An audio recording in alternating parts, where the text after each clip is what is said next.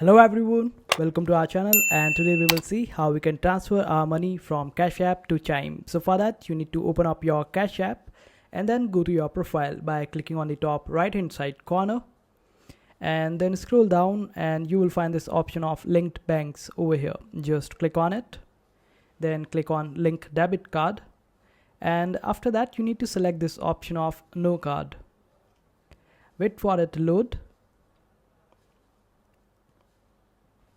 After it loads up, just click on continue, and then in the search option you will have to search for Chime over here and you will find this option. Just click on it, then provide your email address and password for Chime, and you will be able to link Chime with Cash App. After that you will be able to find the option of cash out on your Cash App, and in order to transfer money you just have to click on cash out on Cash App and it will be cashed out to Chime. And this is how you transfer money from Cash App to Chime.